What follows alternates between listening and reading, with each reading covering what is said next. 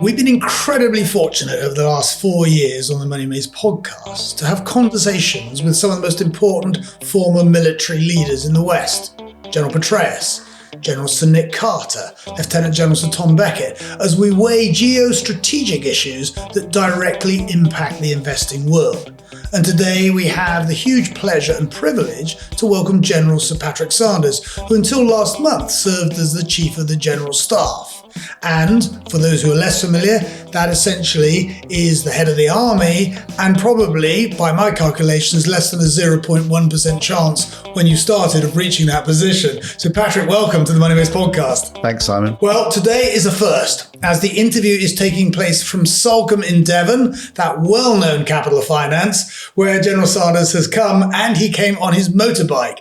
Now, even I recognise that the Money Maze podcast may not be a sufficient magnet to draw you here, Patrick, and in truth, you are in the areas you're receiving your honorary doctorate from Exeter University. You have also let me know, however, that you never finished your university degree. Just why was that? I think probably simply I didn't do enough work. It was worse than that because I was there on a army cadetship. So the army was paying the university fees and paying me. And I spent too much time having fun and not enough time working. The only reason I think that they've given it to me, and I had this lovely letter from the Vice-Chancellor inviting me to accept an honorary doctorate. And I wrote back saying, look, to save us all some embarrassment, you might want to check your records because you'll find that I was thrown out and I'm your least distinguished undergraduate. And she replied going, oh, no. We know. We've really checked. And there was a long debate about this.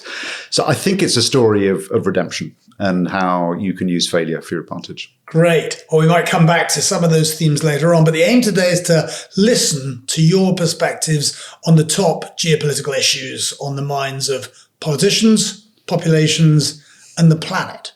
Russia and assessing what is next. China. Is a modus operandi of peaceful coexistence possible? Iran, Israel, and the Middle East, and can we see a brighter future? Cyber, skills, leadership preparation, technology, imperatives, and the role of AI. And my job is to try and extract some of the investment ramifications from those points. But let's fall back first to a young Patrick Sanders. Was yours a family where service to your country and the idea of duty were discussed? Yeah, my dad was serving. So like so many soldiers, you get used to following the flag. It was kind of in the blood. I lost two great uncles during the First World War. So I'm sort of third generation serving. And I loved it. I loved the life. It was what I wanted to do. But you came to a dinner that we had with Nikolai Tangen, head of the Norwegian Sovereign Wealth Fund, only a few months ago. And then we suddenly became aware that, in fact, you're half Norwegian. Yeah, it's my mother tongue. So my mother's Norwegian.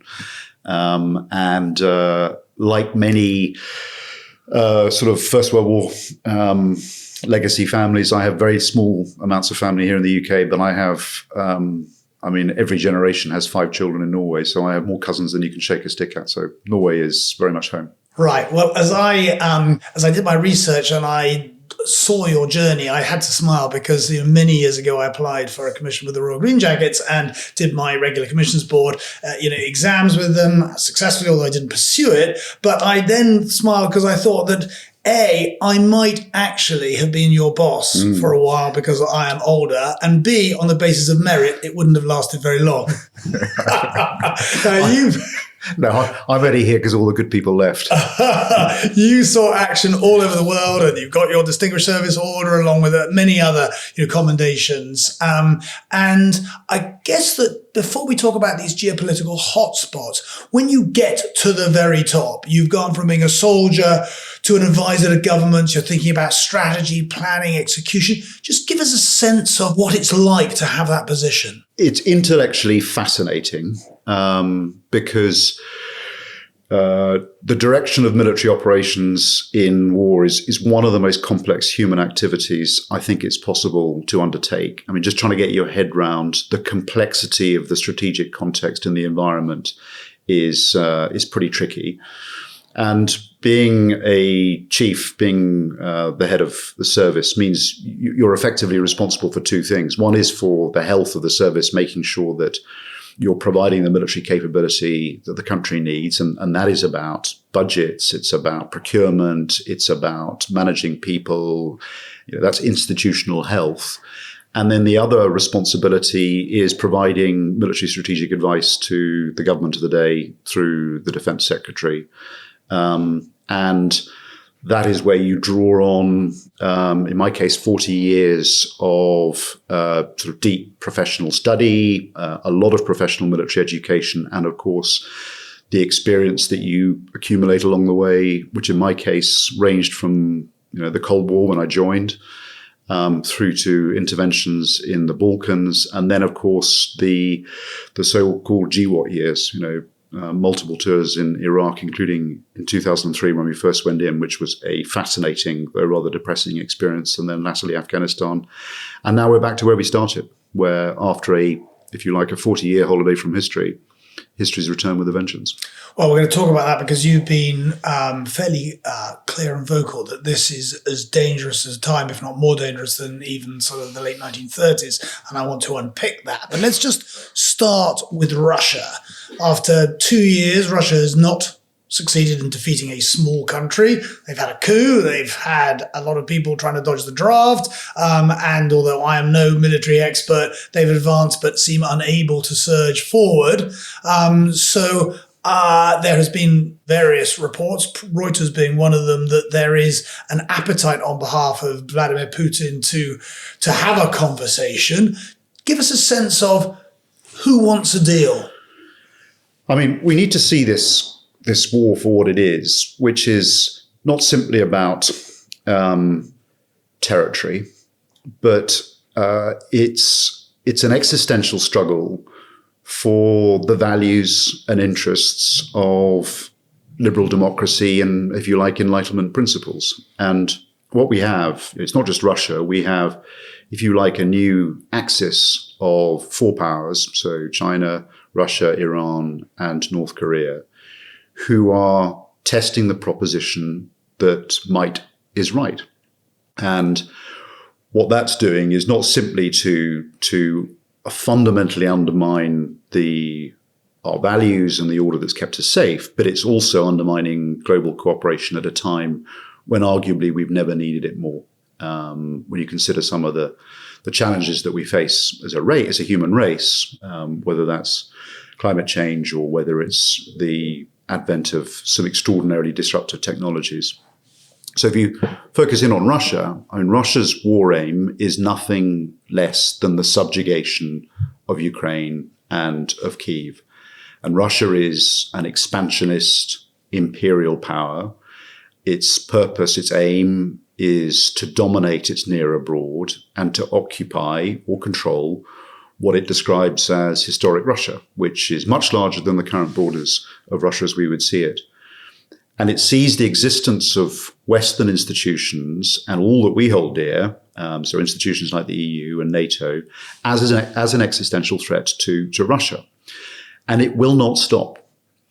So it is very difficult when you see it in those terms, and there is almost a racial quality to what's going on in Ukraine, that it's very, very difficult to see where you can strike a deal, because any kind of deal is likely only to be a temporary pause, or you deliver Putin what he wants, which is essentially surrender. And the consequences of surrendering are not just terrible for Ukraine, but they fundamentally will undermine Western security, the security of the Euro-Atlantic area, and of course it will give succor and encourage autocrats and dictators around the world who don't hold to our value system. And it's not, there is this sort of assumption that all wars end in talking. I mean, it's not true. And in many wars end in surrenders, or they end in ceasefires. You could point to the Falklands War as an example, or the Second World War. So I'm not saying that talking isn't helpful, talking isn't necessary, but it's very difficult to see how you can reconcile those absolute and extreme war aims that Russia has with what we can live with and certainly what Ukraine can live with. So we should at the moment be making sure that Ukraine can win. And that is not simply about surviving on the battlefield, which is arguably all we've been doing at the moment. It is about posing unacceptable threats to Russia, which causes Russia and Putin to reconsider. And there's a number of pressure points that you can pull on. So Russia will be first and foremost most concerned about its capacity to have sufficient conventional deterrence against NATO, not just nuclear deterrence. Its economy will weaken over time, and we can exploit domestic frustration in Russia. Now, none of that will happen quickly, but it will happen. And for all the reasons you point to, this was the year where Russia needed to break through, and they haven't. They have been gaining ground incrementally. It's become a war of attrition, but they haven't had a decisive breakthrough. I think they've taken something like 512 square kilometers in 6 months at a cost of about 120,000 casualties. That is not decisive. And there's no sign at the moment that they've got the competence to be able to break through decisively. Their one asset is unlimited manpower, because they'll be coerced, forced in a way that would be very familiar to Stalin. And they're not progressing, as you've just described. Other ambitions of moving up towards the Baltics, etc. Is that would that be plan B, were they to have had success? No, I mean, it's a terrible thing to say, but the Ukraine is buying us time and keeping Russia weak. So I don't believe that Russia has got the capability to do more than it is doing at the moment in Ukraine. But if and when this war stops, on whatever terms, Russia will recapitalize its armed forces. It will re-equip. That'll take 2 or 3 years to do. So, depending on who you listen to, the estimate is that between 5 and 10 years, and Russia will be posing the sort of threat it was able to represent before Ukraine. And I think, hold in mind that thing that I said about what Russia's view of the West is. It views us as an existential threat. And so they will see this as being at war with the West. It's just the tempo, the level of that war, the means they use will vary. And I think they're likely to seize opportunities if they arise. So the best way to prevent that from happening is to deter it. So for the West to win, it has to play the long game. Yes. Yeah. So time is on our side, not on Russia or Putin's side. Russia will only get weaker. It's already more and more isolated. Its economy will get weaker. But we do need to hold our nerve and hold firm. And, a Ukrainian win is a Western win. And just help those of us who are so far removed just try to understand Putin's mind. There was a story last week about the CEO of Rheinmetall, the largest ammunition manufacturer, possibly being targeted by Russian proxies. And then I guess US and Germany have announced deployments of longer range missiles in Germany starting 2006, and Moscow vowed a military response. How far is Putin prepared to go? Well, what we're seeing Russia do is consistent with what Russia and the Soviet Union have always done. They don't view warfare in sort of binary terms in the way we do. They will use any and all means to subvert, to weaken, to undermine adversaries, which can include everything from assassinations and sabotage. And arguably we're seeing some of that going on at the moment, to exploiting deniable activity in, for example, the cyber domain, where they will either try and steal data or they will conduct attacks to undermine our infrastructure and our secrets. Through to interfering with undersea cables, which we're so reliant on. So this is a pattern of behavior that is consistent with Russian doctrine and with Soviet doctrine before it. I think in some respects we have overestimated how Russia will respond to our support to Ukraine. In some respects, we've been deterring ourselves because we have allowed the Russians to gain what you might call escalation dominance, where we've held back from the sort of decisive levels of support that we could have given Ukraine early on for fear of what the Russians would do. And yet, rather like a boiling frog, each time a threshold has reached where the Russians have said they would respond, they haven't. Got it. So let's march south of the Middle East. No Arab country came to the support of Hamas, as I understand it, and there is a sense, talking to various constituencies, that the goal of the Arab world is stability and the continuation of the Abraham Accords, with the exception of Iran. Just give us a sense of how you diagnose it. I mean, I think you have it right. You know, the ultimately the goal of the Arab world is and the states in the Gulf states is essentially what any country wants, which is a combination of stability, regional stability and internal political stability, security, and prosperity. And as you say, that meant that they were very happy, indeed keen, to strike up a relationship with Israel through the Abraham Accords. So that gives you a sense of what it is that they're after. I think it's important that we avoid trying to push or force the Gulf states and the Arab world into choosing sides, and into push them into blocks. But there's no doubt that in the region at the moment, Palestine, the issue of Palestine, has re-emerged as the fulcrum on which everything pivots. And the prize, if we can achieve it, is Palestinian statehood, domestic stability for the Arab states out there, greater prosperity, and a marginalized Iran. The risk, and I think this is the more likely outcome at the moment, is that we end up with a regional conflict that involves Lebanon and Hezbollah, of course, one of perhaps Iran's most important proxy, the Houthis, another proxy, albeit not very controllable by Iran, and then a direct clash between Iran and Israel itself. And the consequences of that, both for the regional, but also for energy and for capital flows around the world, is really grim. And so threading a course through that is going to be really tricky. And let's just laser in on Iran. I think it was the Henry Jackson Society who advocated carrying out strikes on Iran to counter their activities.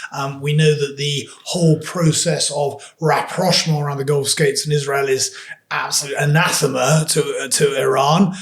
How would you respond if it was you solely in charge?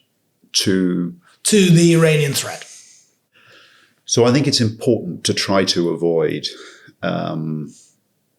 the sort of direct confrontations that will catalyze regional conflict. I was lucky enough to spend quite a lot of time in Iran before the revolution as a child.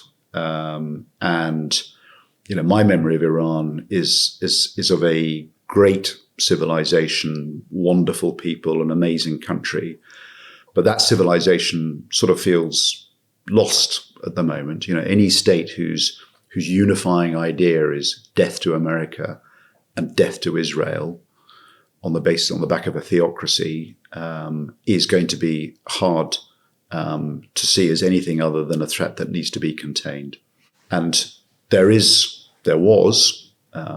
with the nuclear deal that we had, the so-called GCPOA, an opportunity to contain Iran as a threshold nuclear power, but not crossing that threshold, and over time to moderate its behavior, disruptive behavior in the region, and create that time. So for me, any approach to Iran needs to be one of containment, confrontation where we need to, but buy ourselves time. And a question actually from a former colleague of mine at Morgan Stanley, Eric Scott, says, how do we assess Iran's power and influence? Well, it's weak economically. It is, for a proportion of Shia Islam, an important religious or moral authority. It has got very, very usable hard power in the sense that it's created this extraordinary network of proxies, the most powerful of which, is Hezbollah, but also Hamas and the Houthis, which has been very disruptive regionally. But none of that sort of usable hard power actually translates into the sort of hard power that they can use once you get into a direct confrontation and a clash. So for Iran, it is much more desirable to remain, they want to avoid a clash with Israel. They want to avoid a clash with the United States, because once conflict breaks out into the open, actually some of their natural advantages fall away. And when one has seen the youthful and the female rebellion against the theocratic powers, maybe naively thought that this is galvanizing a sort of a new spring, are those all essentially illusory? And if you have a state-controlled sort of apparatus as the Iran, they just are, they're fires that are put out. I think it's very hard to tell. Most political change, most change in Iran is violent. And so we can expect a return to that cycle. But it's also true that the theocracy has laid very deep roots, and that the deep state of Iran is really represented by the IRGC, and rather like a cockroach, even if you saw the fall of a theocracy, it'd shift to a different form of government, a more moderate government. I think we should be realistic and expect that the IRGC will survive and play an enduring role. So patience, strategic patience, deterrence, containment, and avoiding the sort of conflict that could break out feels crucial. So playing the long game, it seems to be a theme we've had now with the Russia-Ukraine conflict, the Middle East and Iran. Let's, of course, turn to China. I think it was General Senate Carter as a guest on the show described as the chronic challenge. How do we think about peaceful coexistence, given that, again, we have antithetical regimes? And I think our goal, peaceful coexistence, would be nice. I think it's more likely to be competitive coexistence, breaking out occasionally into confrontation, but hopefully never conflict. But I mean, let's be clear. The planet needs China. We need China because China will be key to tackling some of the really great challenges that we faced. So what's the first of those? I mean, energy transition. We think that China's development of renewable technologies will be world leading. And we want to tap into that. We want them to play a role. We think China will be absolutely crucial to managing the impact of, what are arguably the most transformational technologies that we will ever see. So artificial intelligence and synthetic biology, because the consequences of not managing the introduction of those technologies safely is potentially almost existential. And then China is key to trying to find a way of preserving the global commons. So trying to find areas where we can collaborate with China is something that we should absolutely pursue.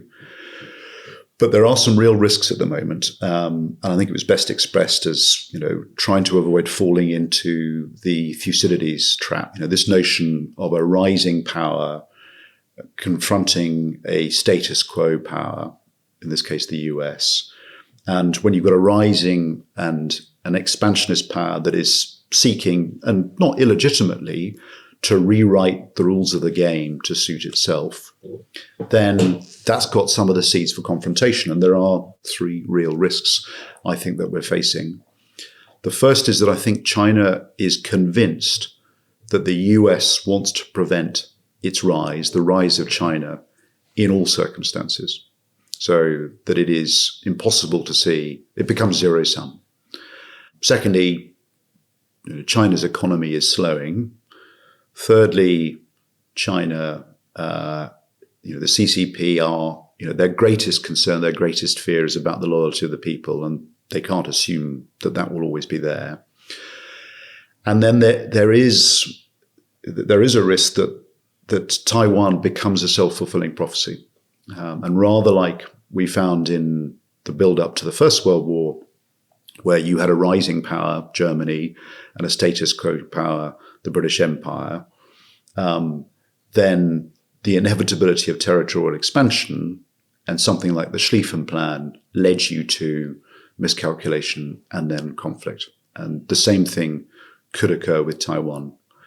So I think, we handle China through engagement by finding common cause on issues like climate change, possibly like the emergence of AI. We avoid trade wars, we avoid confrontations, we behave steadily and predictably. We develop, we sustain, we maintain this network of minilateral alliances and arrangements that we have in the Indo-Pacific. And one of the ways that you might unlock this and to give Xi and the CCP a sense that they don't need to rush into a miscalculation is to reaffirm the Shanghai Declaration, just reaffirm this notion of the one China policy, because then you're not forcing this artificial deadline of 2027 or 2050 or whatever one they take. Just explain that again, because I'm not sure I'm familiar with that Shanghai Declaration. So I'm hoping that I got this right. One of the most significant points of agreement was this notion that we recognize a one China policy. And that just buys you a bit more time. Now, we've talked about these regional hotspots. I think that we might sometimes look at Korea as a maverick, but a minor player in all this. You mentioned it at the outset. We know it's sort of, it's couldn't be more opposed to the values that the West stands for. I mean, how much should we worry about Korea as the least predictable actor? North Korea always feels like one of those low likelihood, very high impact threats or events. I guess what we should be worried about is that where previously most of North Korea's effort was focused on defending North Korea and defending the regime, it's now growing capabilities that give it offensive capability. And once you start shifting from being a defensive to an offensive power, then you have potentially a lot of scope for miscalculation. And where North Korea was previously extraordinarily isolated, really its only friend, and then a pretty reluctant one, was China. The war in Ukraine has opened up the prospects and the opportunity for other client relationships, and of course, Russia being one. So you now have this alignment of aims and this increasing integration of war economies between Russia and North Korea, but also Iran and China. And that's why I use this descriptor of the Axis powers. They are actually more aligned than the original Axis powers were in World War II. So you can't take your eye off North Korea, and containing and deterring that threat is key. Now, again, we are guilty, I think, in the West, and it was I think Peter Frankopan who used that expression of we in the West have our eyes stitched closed. But you travel and have traveled in your role extensively. We have the global South sitting on the fence in some of these conflicts. Incredibly important populations and economies, and central to Western prosperity, both from an investing and a consumption standpoint. How do you reflect on, those big countries? So it's a very broad label, isn't it? The global South. It's one that I'm sort of reluctant to use, but it's good shorthand. This return to an age of competition that we've seen emerging is really caught between three blocks. The West, trying to drag the present back into the past, the emerging autocracies who want to rewrite the rules of the game, and then the rest, what you described as the global South, who want to preserve some choice, some strategic autonomy, and not get dragged into one of the blocks. And I think it's important that we don't force these emerging powers, because they are crucial, into having to make choices that they, or indeed we, will regret. And for me, this comes down to the power of persuasion. So, it's quite a few of the global south have found that it's been in their interests for a variety of reasons to align themselves or to exploit the opportunities that have come from the Belt and Road Scheme that China have offered, and the sort of investment without any conditions or conditionality. And in some cases, I think we should welcome that. In my case, in Pakistan, the CPEC, the corridor, has been good for Pakistan's economy. And where Pakistan has been, I think, quite wise is it hasn't allowed itself to cede control and cede its sovereignty to China. So it's drawn the benefits from Chinese investment without being completely enhocked or enslaved by China in a way that others perhaps have risked doing. What is it that we offer? We should be offering consistency, reliability, the values that the West have espoused. Because if you live in the Indo-Pacific in particular, they, on the one hand, these countries can see the benefits of trading with China and want to, but on the other hand, they really don't like and resent the sort of aggressive territorial expansion and undermining of the rules-based system, and in particular, the UN Convention on the Law of the Sea that we're seeing in places like the South China Sea. And so giving Indo-Pacific countries choice, options, ensuring that they don't get captured into a particular bloc has to be what we should look for. So as these conflicts bubble, there are some important investment themes. We've touched on them, guns, ammunition. But at the root of all military conflict historically is that war spurs innovation, and innovation is most seen in technology. We've seen private equity firms aligning with the defense community. Just give us a sense of where is change happening? Is it as simple as we need more shells and we need more bullets and we need more guns? Well, it's both, isn't it? The initial investments need to go into the sort of things that are going to make us capable of deterring Russia during this decade, because there is a risk that an alignment of ending the war in Ukraine, Russian recapitalization, and China saying that the PLA needs to be ready to invade Taiwan by 2027 creates a point of acute danger around about 2028 or so. And the best way to ensure that we avoid that is ensuring that we're ready to fight and we're therefore able to deter and prevent these conflicts from happening in this decade. That doesn't answer your question about where the emerging technologies are. But it is an important thing to say that if we don't regrow what are very, very empty stockpiles at the moment and recapitalize, then we risk making conflict an inevitability. But what we are seeing, as you say, because war is such an accelerant, we are seeing extraordinarily pace of developments in economy, in capabilities that are essentially enabled by the digital transition. And of course, the most significant of those is around how we use data and how we exploit artificial intelligence. And if you want a more relatable example, the evolution of GPT, so from GPT-2, which was basically a sort of common interest standard student, to GPT-4 in only 4 years, and GPT-4 takes you almost to university graduate level, is an extraordinary evolutionary leap. It's almost revolutionary, that level of development. And so harnessing the power of AI across all functions of our economy, all of the opportunities is going to be key. But in where perhaps we've seen some of the most progress has been on the battlefield. So at the start of this war, drones were pretty dumb. I think during the course of this year, we will see swarming drones, not pre-programmed, but able to cooperate dynamically. And then we are not far off from having swarming drones operating completely autonomously without needing any human input.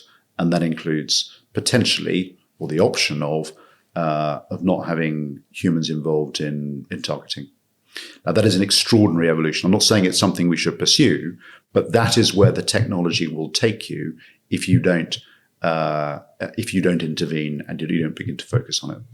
So significant investments in the whole of the defence armaments support systems, but allied to that is dealing with the cyber threats that emerge. And just give us a sense for, because again, on a daily basis, people in the West and elsewhere probably are not aware of just how profound and regular these threats are.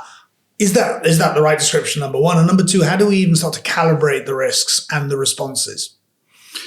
Yeah, I don't think you're overstating the challenge that the threats in the cyber domain present. I mean, there are a variety of things going on all at the same time. So at the low end, and this is where we all feel it most acutely, you simply have bad behaviors online, harms, you have criminality, but you've also got espionage, you've got sabotage going on, and then crucially, you've got disinformation. And of all of those, and when we think about cyber through a Hollywood lens, we tend to think of cyber attacks as the ability to turn off a power plant, to close down a gas pipeline, these sort of traditional acts of sabotage.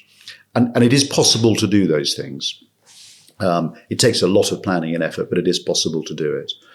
But I think much more insidious and much more harmful, and possibly the most acute short-term threat that we face, and I think it was Antonio Guterres who described this threat as almost existential. He might be overstating it a little bit. But the idea that you can, particularly when it's powered by AI, create disinformation that fundamentally undermines people's faith in the institutions that govern us, that corrupts, that poisons democracy, where you simply can't believe what you're seeing and you don't know what to trust.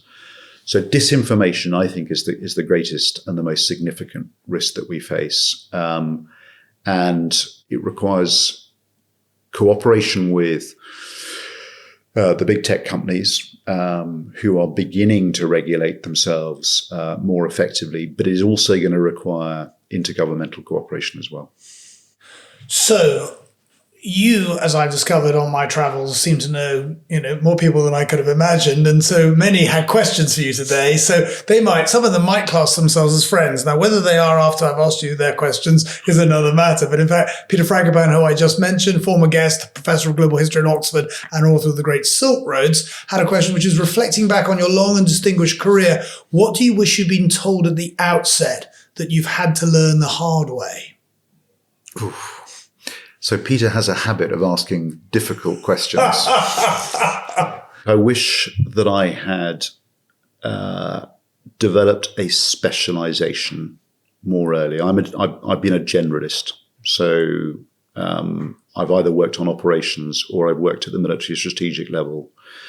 But where I think I could have put a lot more effort in early on was developing an understanding of the power of technology and in particular coding.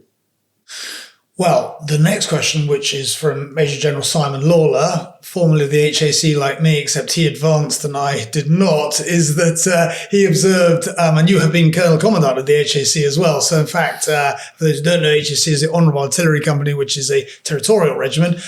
He says land warfare was ditched after the Berlin Wall came down. We've had years of neglect. How long will it take to re-establish excellence?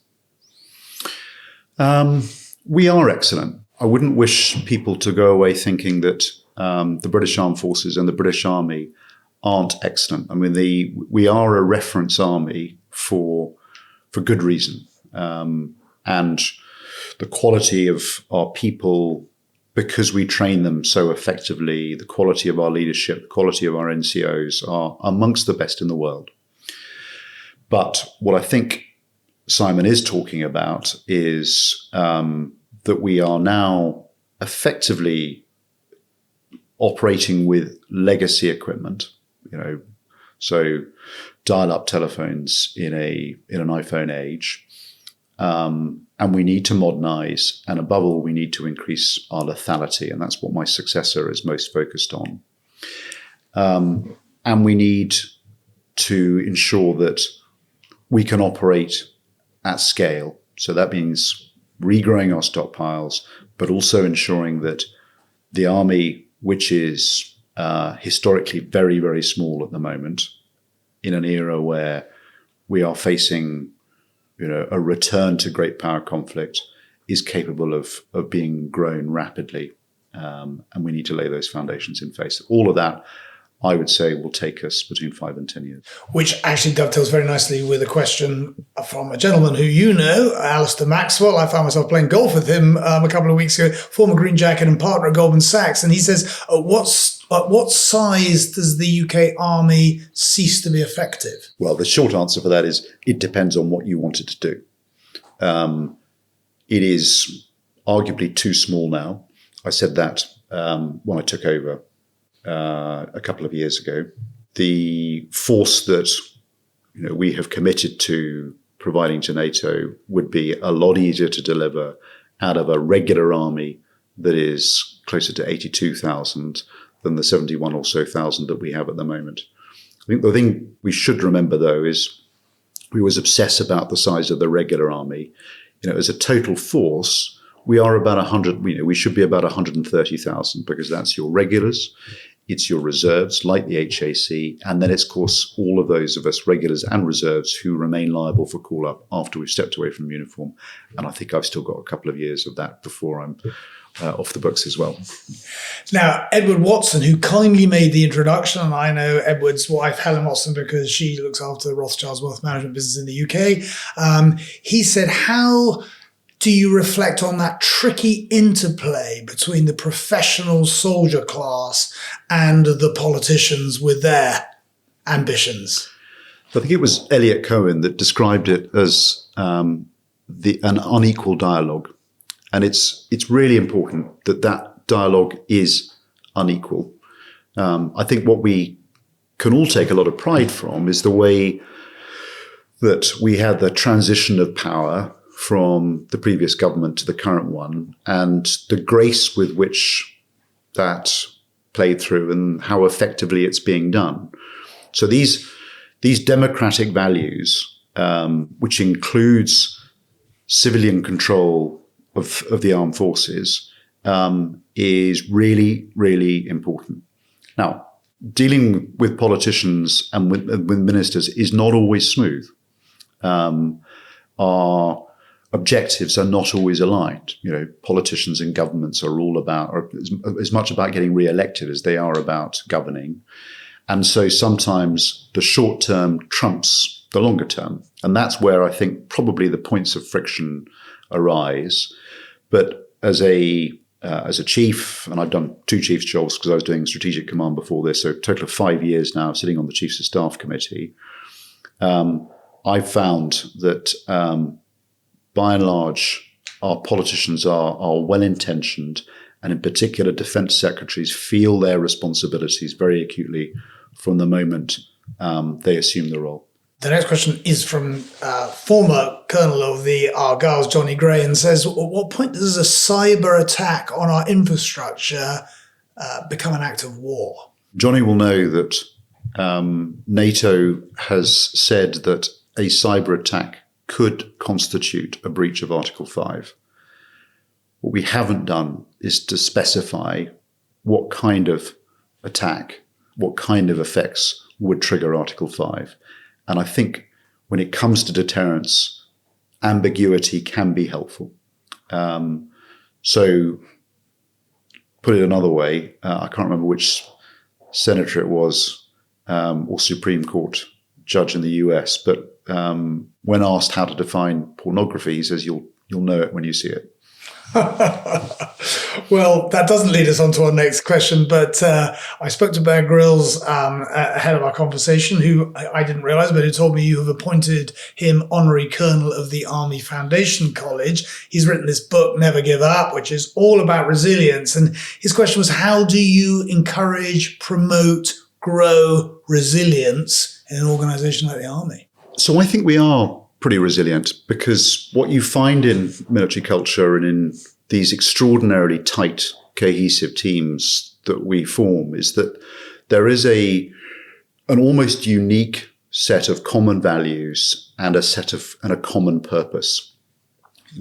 Everyone's values, everyone's incentives are aligned the same way, and there is a sense of mission, of a higher purpose, if you like, that makes people work very, very closely together in tight teams, and therefore tends to make those teams quite resilient.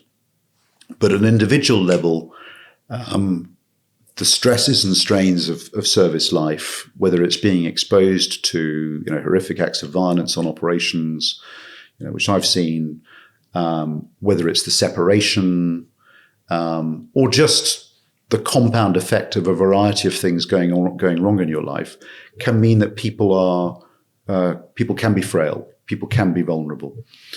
And one of the things that I've been very focused on, and I think actually the whole of the Army has, is to get people to acknowledge that everybody is going to have bad days and bad periods in their life. Everybody is going to feel or suffer from some form of mental ill health sooner or later. And there are steps you can do to mitigate and prevent that. But equally, there is nothing wrong with putting your hand up to those people you trust and saying, I need a bit of help. And that was certainly the case with me. For what it's worth, I think Bear has been brilliant at promoting that. And he's an exemplar of how to do it. And that's one of the reasons we asked him to take on the Foundation College at Harrogate. Terrific. And we went to listen to his show that is going on around the UK right now, which a lot of it's built on resilience, and it's really, really inspiring for families. And I saw lots of young families and young boys and girls looking up, listening, and it was inspirational.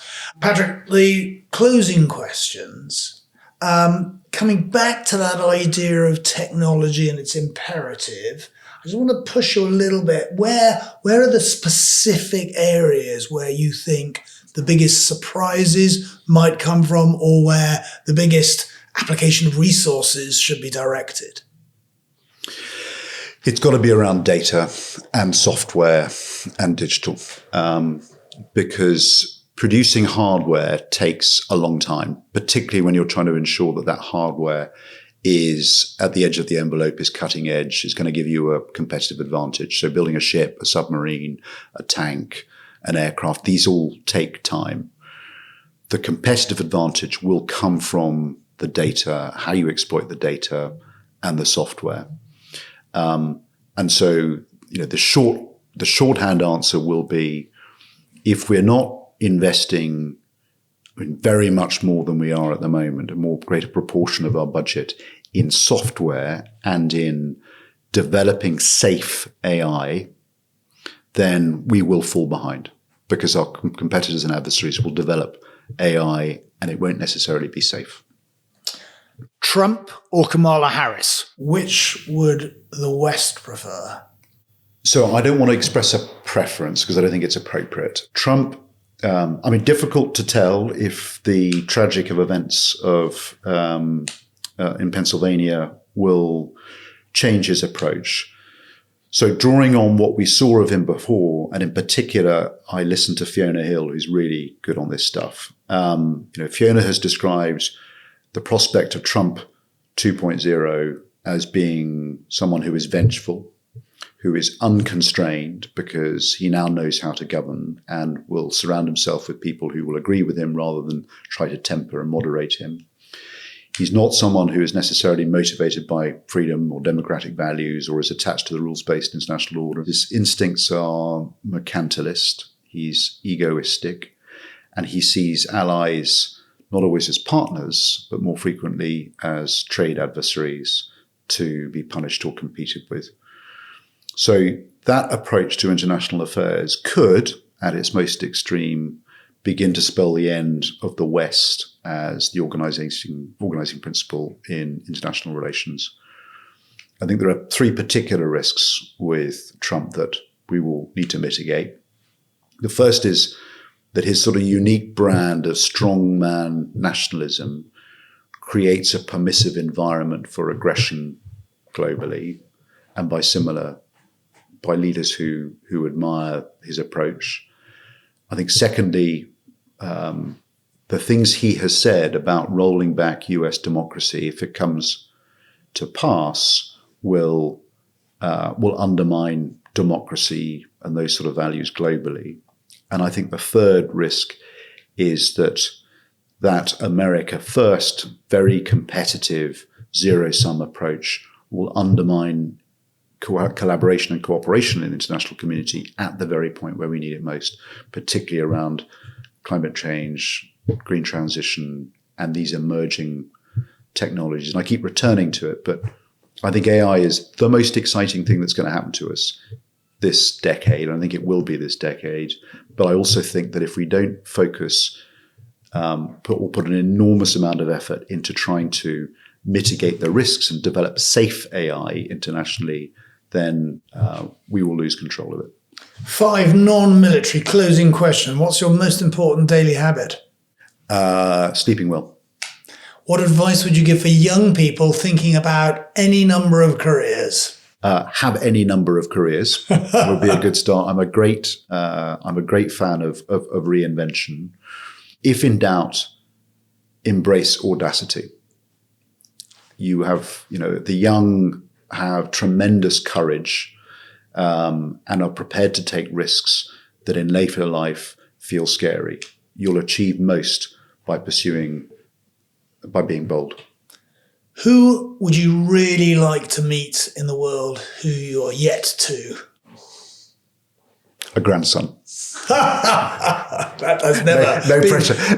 No pressure on my son. No pressure on your son. That has not been an answer we received in 153 interviews. So terrific. And what's or daughter? Sorry, or daughter, grandson, or daughter. What's the unclimbed peak for you? I think the area that fascinates me most at the moment, and now that I have more time, I'm able to focus on it. And I learned a lot about this when I was running Strategic Command, is around the emergence of AI.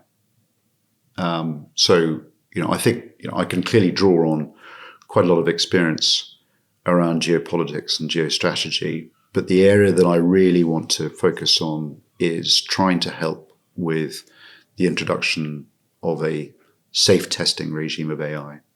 Because I think it's fascinating, because I think AI offers so much potential, but I also really worry that we won't understand the AGI agents that will emerge potentially, within this decade. And if we don't understand them, we won't be able to control them. Well, that seems like a good place to stop, because I know I could ask you a lot more questions, which is why we may have to ask you back at some point. And when we had that dinner, I mentioned one of our podcast dinners with Nikolai Tangen from the Norwegian Sovereign Wealth Fund. Your presence was terrific to be able to join dots in the investment parlance that might not otherwise have been joined. I have written down a lot of things as conclusions. This Ukraine war has to be won by the West, and it's going to be a long war, and patience should be our friend. That the Middle East conflict has the possibility of a constructive solution, but we shouldn't be forcing some of the actors, particularly the Gulf states, into premature action.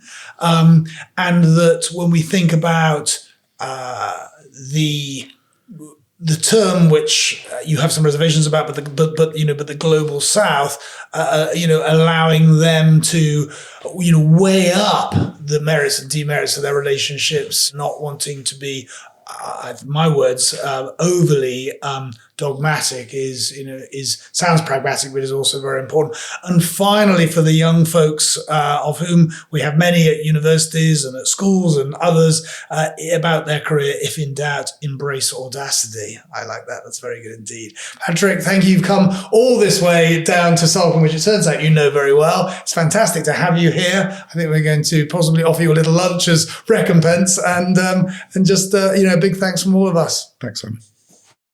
All content on the Money Maze podcast is for your general information and use only, and is not intended to address your particular requirements. In particular, the content does not constitute any form of advice, recommendation, representation, endorsement, or arrangement, and is not intended to be relied upon by users in making any specific investment or other decisions. Guests and presenters may have positions in any of the investments discussed.